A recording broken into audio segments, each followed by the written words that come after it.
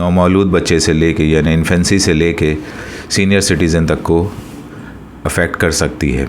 उस सोसाइटी में या उस एनवायरनमेंट में उसको अफेक्ट कर जाए तो उसके निज़ाम तनफ़ुस ख़राब हो सकता है और इमरजेंसी डेवलप हो सकती है। जैसे बैंड लाइक कोई चीज़ आपके चेस्ट को कंप्रेस कर रही हो, प्रेस कर रही हो।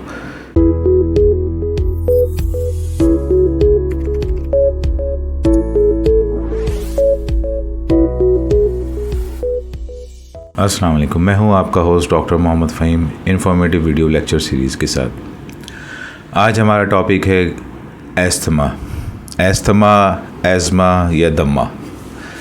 वैसे बेसिकली इसको इंग्लिश में एज़मा कहते हैं, लेकिन खैर अब कॉमन बहुत ज़्यादा हो गया है एस्थमा हमारे ईस्टर्न रीजन में। एज़मा या दमा सांस की वो तकलीफ़ है जो नौमौलूद बच्चे से लेके यानी इन्फेंसी से लेके सीनियर सिटीज़न तक को अफेक्ट कर सकती है। एज़मा बेसिकली दो किस्म के होते हैं। एक एलर्जिक एज़मा होता है कि किसी चीज़ की वजह से निज़ाम तनफ़ुस यानी रेस्पिरेटरी सिस्टम में जो उसकी नालियां हैं वो तंग होना शुरू हो जाती हैं, म्यूकस प्लग हो जाता है और एयरवे शॉर्ट हो जाता है। तो इसकी वजह से सांस लेने में और सांस निकालने में दोनों में दुश्वारी हो सकती है। ये तो एलर्जिक एज़मा हो गया। एज़मा बाय बर्थ या एज़मा क्रॉनिक एज़मा जिसको कह सकते हैं कि जो सीज़नल नहीं होता बल्कि साल के 12 महीने होता है, और ऐसे पेशेंट को लाजमी दवाओं पे रहना पड़ता है। कोई भी ऐसा ट्रिगरिंग फैक्टर अगर वो उस सोसाइटी में या उस एनवायरनमेंट में उसको अफेक्ट कर जाए तो उसके निज़ाम तनफ़ुस ख़राब हो सकता है और इमरजेंसी डेवलप हो सकती है। एज़मा कोई सा भी हो, चाहे एलर्जिक एज़मा हो, सीज़नल एज़मा हो या क्रॉनिक एज़मा हो, ये एक परेशान कुन सिचुएशन है।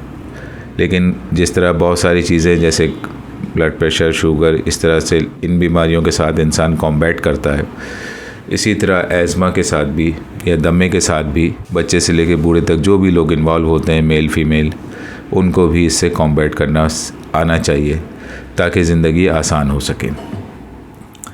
एज़मा की बहुत सारी आम सी अलामतें हैं जो कि बहुत अच्छे से आप लोगों को भी पता होगी, मैं सिर्फ उनको दोहराना चाहता हूँ। जैसे सांस लेने में दुश्वारी होना, घुटन के माहौल में, कंजस्टेड जगह पे, रश वाली जगह पे, या जहाँ कमरा बंद हो, फ्रेश एयर क्रॉस ना हो रही हो और मौसम में ह्यूमिडिटी बहुत ज़्यादा हो रही हो या आसपास कचरा धुआं जल रहा हो, तो उसकी वजह से सांस लेने में घुटन होती है। सांस निकालने में भी घुटन हो सकती है।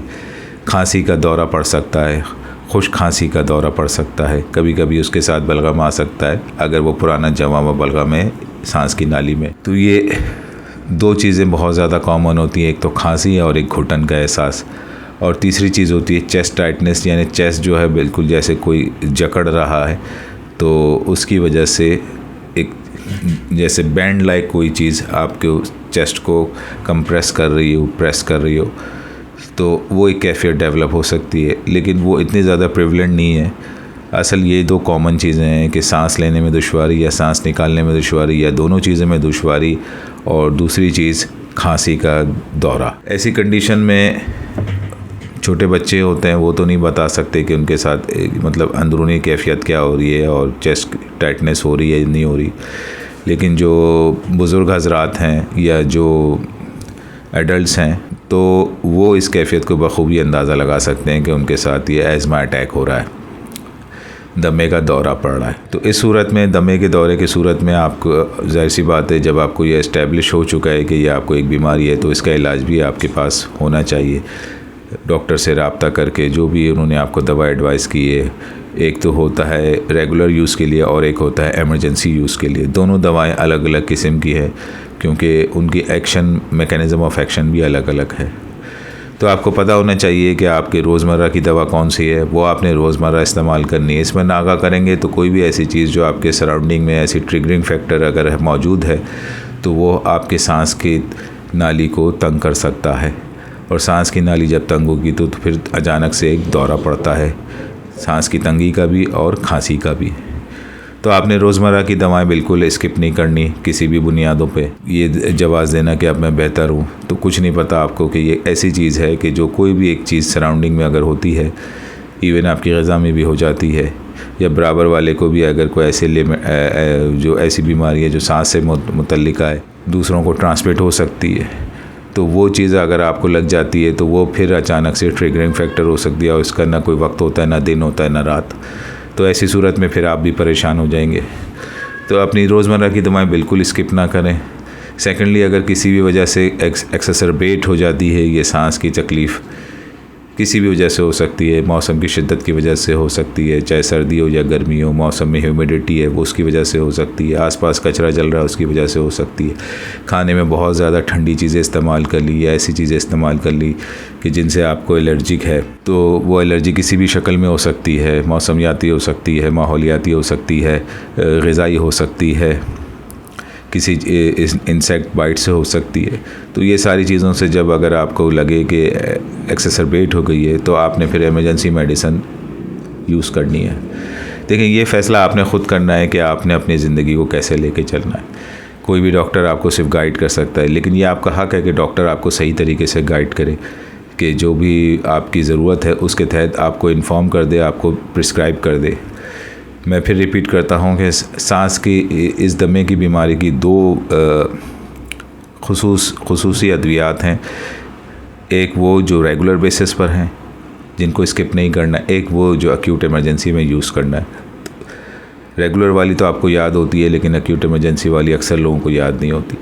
तो ऐसी सूरत में आपने अपनी जो इमरजेंसी वाली दवा है उसको भी ज़रूर मद्देनज़र रखना है।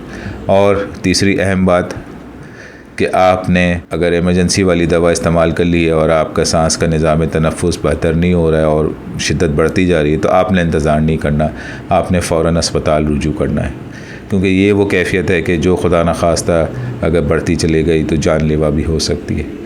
तो इसलिए इतना बड़ा रिस्क ना लें। अगर आपके पास सहूलत है और आप देख रहे हैं कि आपने एक ऑब्जर्वेटरी पीरियड गुजार लिया है 15 से 20 मिनट या आधे घंटे का, और एक्यूट इमरजेंसी जो ट्रीटमेंट आपको एडवाइस की गई है रूटीन ट्रीटमेंट के साथ साथ, तो वो भी आपने ले ली है, उसके बावजूद आपकी कैफियत बेहतर नहीं हो रही है, तो आपने फ़ौरन रुजू करना है ताकि आपकी लाइफ सेविंग हो सके अस्पताल जाकर इमरजेंसी में। तो ये मुख्तसर सी बात थी। इसके हवाले से जो भी आपके सवालात हैं, जो भी क्यूरीज़ हैं, वो मुझे फॉरवर्ड करें, मैं इंशाल्लाह उनका रिप्लाई करूँगा। ये बहुत संजीदा टॉपिक है और हर उम्र का टॉपिक है और बिला तफरीक मेल फ़ीमेल दोनों का टॉपिक है। मैंने अभी बहुत मुख्तसर से इस टॉपिक पे गुफ्तगू की है। तो I am waiting for your comments. Thank you once again for watching. Take care. अल्लाह हाफिज़।